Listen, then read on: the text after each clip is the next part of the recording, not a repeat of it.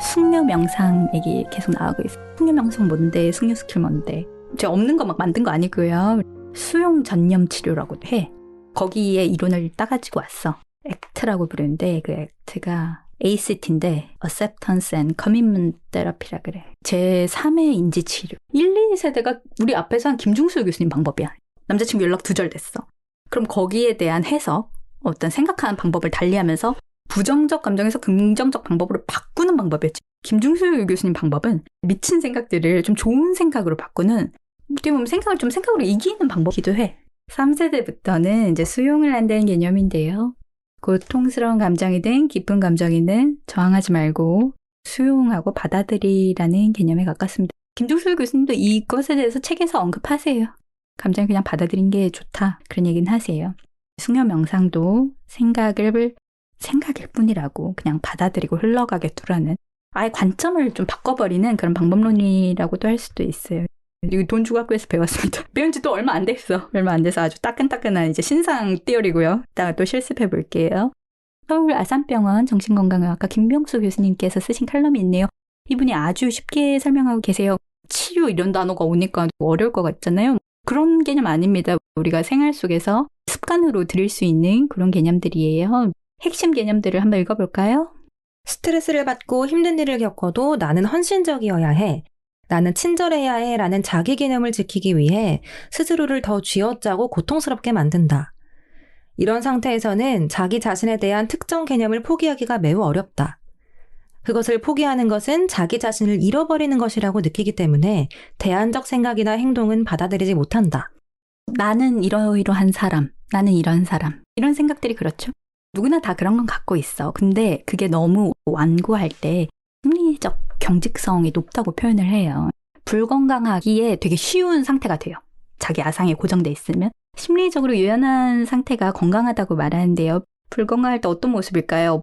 자기 생각에 사로잡혀갖고 생각이 막 뒤죽박죽 섞여 있고요. 지금 여기 현재가 아닌 과거와 미래에 대한 생각으로 가득 차 있고, 감당할 수 없는 감정들을 회피하고 도망치면서 자기 자신에 대해 확고한 생각을 지니고 있고 자신만의 어떤 규칙을 완고하게 지키려고 한다고 합니다. 앞서 말했지만 나는 이런 사람인데 뭐 이런 말을 많이 하고 자기 이미지가 강한데요. 인터넷 짤로는 뭐 자의식 과잉 뭐 이런 걸 수도 있겠어. 자기 개념을 되게 확신하는 모습을 보이는데요. 그러면서도 현실에서는 아무런 결과가 없는 행위를 하는 경우가 많다고 하네요. 오히려 자기가 추구하는 가치는 좀 불분명한 경우가 많다고 하네요. 교과서에 있는 거 가져왔습니다. 심리적 고통에 빠진 사람의 생각과 느낌을 객관화시키는 것, 그리고 자신의 생각과 느낌이 마치 자기 전체를 반영하는 것인 양 잘못 인식하지 않도록 도와준다. 물밀듯 쏟아지는 자기에 대한 생각을 억지로 멈추게 하는 것이 아니라 가만히 관찰할 수 있게 한다. 옆으로 한 발짝 물러서는 자세를 습득할 수 있게 한다. 자기에 대한 집착에서 물러나 자신의 사유를 관찰하도록 하는 것이다. 생각은 생각에 불과하다는 것을 깨닫도록 도와주는 것이다. 관찰자 연습을 해보면 도움이 된다. 그저 조용히 자신의 마음속에 떠오른 생각과 느낌을 그대로 관찰해보는 거다. 스크린에 투사된 영상을 보는 것처럼 자기 생각을 관찰한다. 아니면 생각을 기차라고 여기고 다리 위에서 지나가는 기차를 보는 것처럼 생각을 보는 것이다. 왜 생겼고 무엇이 문제인지 따지고 캐물으려 하지 말고 그냥 자기 생각을 관찰하는 거다. 생각을 관찰하고 있는 자기의 한 부분을 관찰자 자기라고 부른다. 개념화된 자기가 아니라 관찰자 자기의 힘이 커질수록 덜 집착하게 되고 심리적으로도 여유로워질 수 있다. 관찰자 자기 observing self를 저도 굉장히 강조하죠. 깊은 명상까지 안 가도 돼. 과거에도 가지 말고 미래로도 가지 말고 이 순간에 있자고 하잖아. 너무 많이 들어서 막 귀에 피가 날 정도일걸? 그래서 어떻게 이 순간을 돌아올 거냐. 당장 할 수 있는 간단한 방법. 듣고 계신 분들도 함께 해볼게요. 발바닥이 땅에 닿는 느낌 어때요? 손의 느낌 어떤지. 그리고 못 듣던 소리가 있는지 한번 들어볼까요? 냄새 어때요? 지금 호흡이 느껴지나요? 잠깐 웃어볼까요? 미소를 짓는 것만으로도 기분이 좀 달라져요. 잠깐인데 찰나인데 우리 지금 방금 여기로 왔어. 그치? 이거를 인지적 탈융합 기술이라고도 해.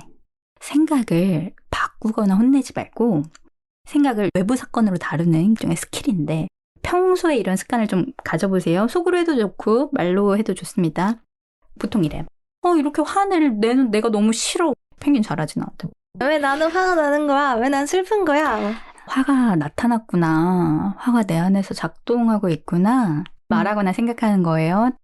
내 마음에 불안이 일어났네? 내 마음에 슬픔이 찾아왔구나. 내가 지금 힘들다고 생각하고 있구나.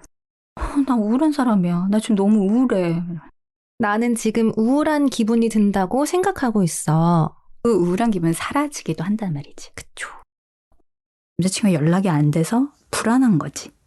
그리고 그 불안함은 과거에 그런 일이 있었지. 그래서 그때 되게 불편하거나 상처를 받았었나 봐.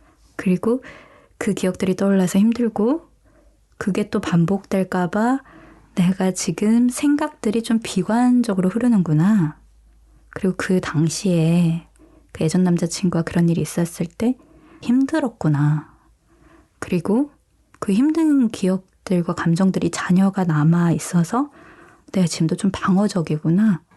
그때 그랬으니까 지금도 그럴 수 있어. 이거보다는 더 수용하는 생각들이지. 그 슬픔을 다시 겪고 싶지 않으니까. 지금 그걸 보러 가는 거잖아. 내가 그때 슬펐구나. 그리고 그걸 반복될까 봐 내가 지금 두렵구나. 그쵸. 어려워. 이렇게 생각한 게 어려워. 생각은 쉬운데 마음이 어렵죠.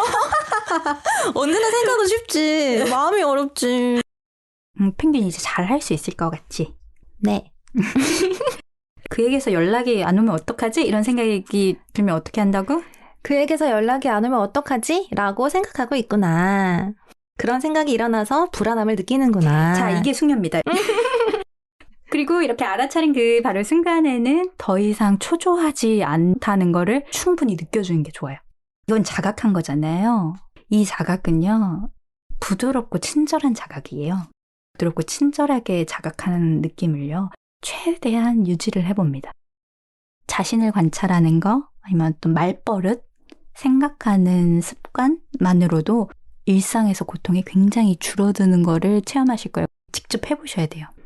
지금 너무 간단하지. 너무 간단해서 안 와닿을 것 같아. 이걸로 고통에서 벗어난다고? 이럴 것 같아.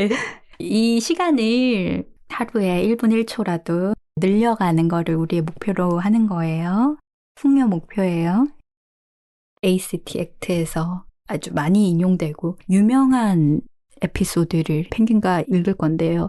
팟캐스트 그냥 틀어주세요. 뭐 숙녀전은 그냥 틀어주세요. 뭐 이런 식으로 말 많이 하는데 이 부분은 집중해서 들어도 돼요. 여러 번 들어도 돼요. 구남친이 자기를 괴롭힌다고 믿는 숙녀가 있어요. 그 숙녀가 핑크 회초리를 맞고 싶어갖고 지수한테 또 왔어요. 나는 그 사람을 싫어합니다. 무척 싫어합니다. 그 사람은 예전 남자친구입니다. 그 남자친구에 대한 생각이 당신을 힘들게 하나요? 아니면 남자친구가 당신을 힘들게 하나요? 아니요, 생각이 나를 힘들게 하지 않습니다. 전 남자친구가 나를 힘들게 했을 때가 떠올라서 미워지는 거죠. 남자친구가 나를 힘들게 해요. 생각이 아니라. 남자친구가 펭귄을 힘들게 하는구나. 그러면 남자친구가 당신을 힘들게 했고 지금도 그렇게 행동하고 있으니까 싫다라는 생각을 뭐 내려놓을 수 있나요? 아니요, 이건 자동으로 떠오르는 생각입니다. 자동으로 떠오르는데 어떻게 내려놓을 수가 있겠어요? 그러면은 이 생각을 내려놓으면 좋을 이유는 없나요? 나는 구남친을 미워하면서 피곤하게 살고 싶지 않습니다. 그리고 평화롭게 내 일에 집중하고 싶습니다. 그 사람을 미워해서 뭐가 좋겠어요? 만일 그 남자친구, 전 남자친구가 밉다는 생각조차 할 수 없다면 남자친구와 함께 있을 때 당신은 어떨까요? 예를 들어 헤어졌는데 계속 봐야 되는 사이일 수도 있잖아. 회사 같은 데서 동료로 마주쳐야 된다거나. 그런 경우 있잖아. 뭐 지금 힘들게 하나 봐. 그래서 그럼 어떨까요? 편안하고 즐겁겠죠. 과거를 떠올리지 않을 수만 있다면 그 사람이 나를 괴롭히고 힘들게 했던 것이 떠오르지만 않는다면 편안하게 있을 것 같습니다. 지금 끔찍하다 그랬지. 생각이 나를 힘들게 한 거야. 그래요. 당신을 괴롭히고 있었던 거는 그 전 남자친구가 아니고 그 사람이 행했던 것에 대한 기억과 미운 감정 때문입니다. 실제로는 그 남자친구도 당신도 다양한 가능성에 열려있는 존재입니다. 그런 기억과 그 기억에 연결되어 있는 감정을 바꿀 수 있다면 당신을 괴롭히는 생각도 사라지겠죠. 방금 이 부분이 지금 이 순간 남자친구를 미워한 게 아니고 기억과 감정이나 그런 생각에 매달려 있다는 거를 깨닫게 하는 대화예요. 또 질문을 해볼게요. 아직도 전 남자친구 미워하나요? 마음을 고요하게 하고 자신의 마음에 귀를 기울여 보세요. 미워하지 않습니다. 아무 생각이나 기억이 떠오르지 않을 때는 미워하지 않아요. 하지만 생각이 떠오르면 미움도 같이 생겨요. 펭귄이 자각한 거죠. 잘 보면 생각이 떠올라서 그 미움이라는 감정도 떠올랐다 그랬어요. 한번 순서를 바꿔볼게. 숙녀 러브는 서로 좀 때려줘야 돼. 왜냐면 누구나 이상해질 수가 있거든. 이제 나도 이상해지면 펭귄이 나를 때려야 되니까 자, 미리 연습해보자. 자, 해보세요. 네, 마음을 편안하게 하세요. 이제 당신을 괴롭히는 생각을 찾으세요. 잘 떠오르지 않으면은 방금 그 질문을 했을 때 떠오르는 이미지를 찾으세요. 뭐 소리나 냄새나 영상이 떠오르나요? 네, 떠올랐어요. 어떤 사람이 떠올라요. 나는 그 사람을 싫어합니다. 무척 싫어합니다. 그 사람은 누구로 할까요? 그 사람은 직장 상사예요. 상사에 대한 생각이 당신을 힘들게 합니까? 아니면 그 상사가 당신을 힘들게 합니까? 생각이 나를 힘들게 하진 않아요. 그 상사가 나를 힘들게 했을 때가 떠올라서 마음이 힘든 거죠. 그 상사가 나를 힘들게 해요. 생각이 아니고. 그렇군요. 그 상사가 힘들게 하는군요. 그러면은 상사가 당신을 힘들게 했고 지금도 그렇게 행동하고 있으니까 싫다는 생각을 내려놓을 수 있나요? 생각은 자동으로 떠오르는데요? 그 생각 그냥 떠오르는데 그걸 제가 어떻게 할 수 있어요? 알겠습니다. 그러면은 이 생각을 내려놓으면 좋을 이유는 찾을 수 있나요? 그럼요. 제가 뭐 아직도 직장 상사 생각하고 미워하면서 피곤하게 살고 싶지 않아요. 그리고 평화롭게 제 일에 집중하고 그 사람을 미워해서 뭐 하겠어요. 만일 상사가 밉다는 생각조차 할 수가 없다면 그 상사와 함께 있을 때 당신은 어떨까요? 뭐 그런 생각 안 하면 뭐 괜찮을 것 같은데요. 뭐 예전에 뭐 저 괴롭혔던 거 생각하지 않을 수만 있다면 뭐 그 사람이 나 괴롭혔던 거 힘들게 했던 거 떠오르지 않는다면 뭐 같이 있어도 괜찮을 것 같아요.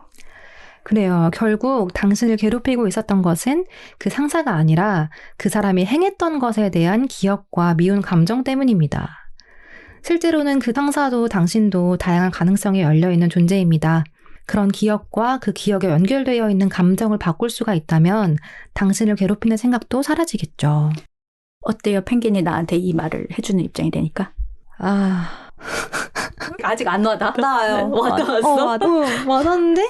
순서를 바꾸는 게 되게 머리를 빵 치게 하는 뭔가 있는 것 같아요. 자기가 말해보니까 또 다르죠? 맞아요. 저도 이렇게 배웠어요. 실제로 제가 배운 방법이라서 그대로 했어요. 제가 느끼기엔 이거 굉장히 소프트하게 바꾼 버전이에요. 이 원형으로 가볼까요? 같은 깨달음인데요. 우리 매운맛으로 해볼게요. 펭귄이 어지럽다고 이렇게 맞아요. 써놨네요. 우리 좀 이제 레벨업해서 펭귄이 법륜스님 역할을 해보겠습니다. 용기 내서 읽어볼게요. 네. 어떤 사람이 나를 납치해서 매춘굴에 팔아버렸어요. 그곳에서 내가 아무리 탈출을 하려고 해도 탈출을 할 수가 없어요.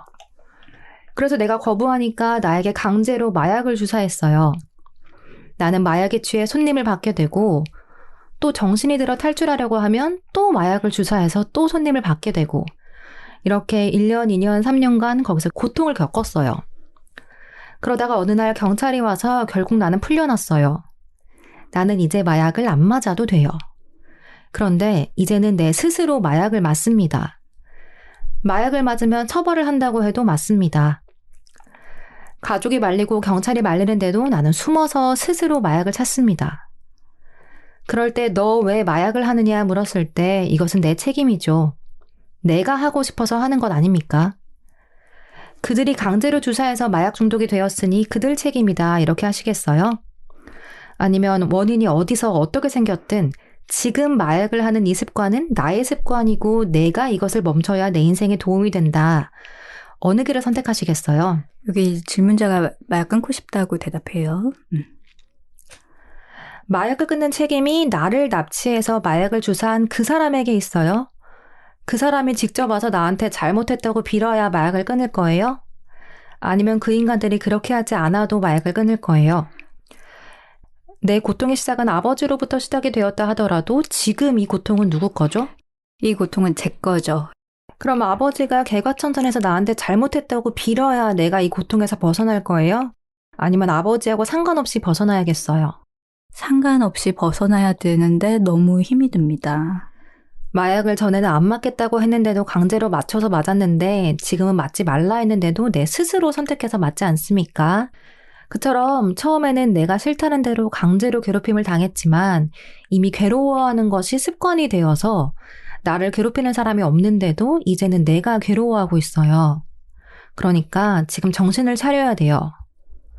원인이 누구한테 있든 아버지로부터 있든 어머니로부터 있든 오빠로부터 있든 길 가는 사람에게 있든 그런 건 지금 논하는 게 중요하지 않아요.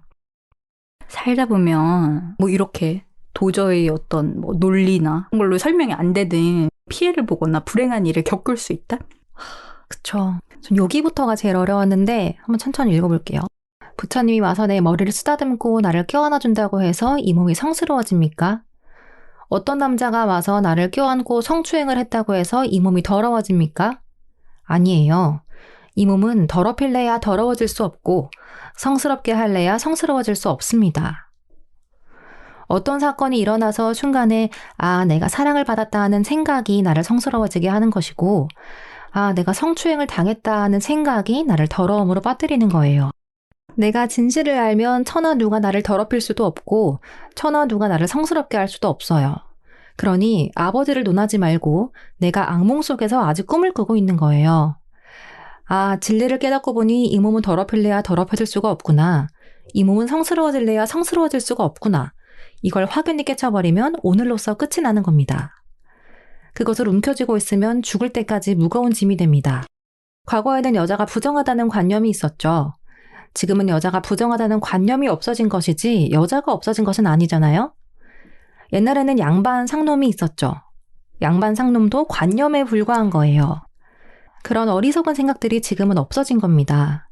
더럽다는 생각이 지금 나를 괴롭히는 것이지 아버지가 나를 지금 괴롭히는 게 아닙니다. 아무런 더러움이 없습니다. 본래 내 몸은 더럽힐래야 더럽힐 수가 없습니다. 어리석은 한 생각이 일어나서 그것을 지금까지 움켜쥐고 있었을 뿐이지 탁 내려놔 버리면 바로 해방되는 거예요. 문제는 이렇게 깨달음의 길로 갈 것인가 아니면 어리석은 생각을 움켜쥐고 괴로움의 세계로 갈 것인가 즉 중생이 될 것인가 부처가 될 것인가의 갈림길에서 자기 선택인 겁니다. 이게 무슨 법문이었냐면요. 이 질문자가요. 친족 성폭행 피해자였어요. 이 답변이 당시에 젠더 감수성이 없다고 굉장히 비판받은 법문이었어. 나도 그렇게 생각했었어요. 기억을 하신지 모르겠어. 왜냐면 가해자인 아버지한테 그냥 무조건 감사하다고 108배를 하라는 부분이 있었어.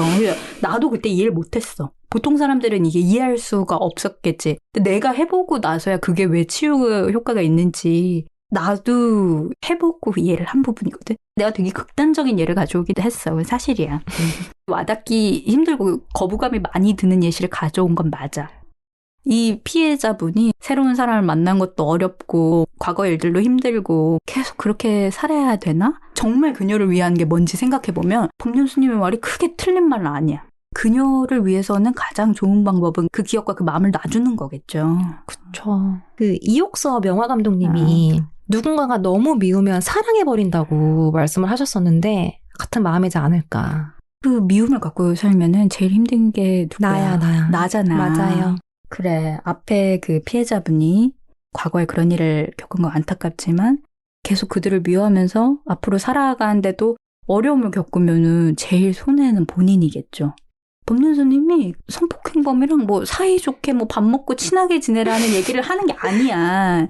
그 일들은 이미 끝났고 이제부터 현재에서 건강하게 살고 앞으로 나아가라는 이런 얘기를 하는 거고 어떤 수행 방법으로 발배를 해줘라 막 이런 거지. 우리가 이름 붙인 언어와 아버지라던가 남자라던가 성스럽다라던가 내가 더러워졌다는 그 언어와 실제 나는 별개라는 그 얘기를 하고 있어. 수용전념 치료도 언어로 지은 개념의 집을 좀 무너뜨리는 걸 하는 거예요. 그렇게 놀랍나요? 유튜브 라이브 스트리밍으로 매일 지금 6시 반마다 108배 숙녀들과 같이 하고 있죠. 이렇게 미운 놈, 미운 사람.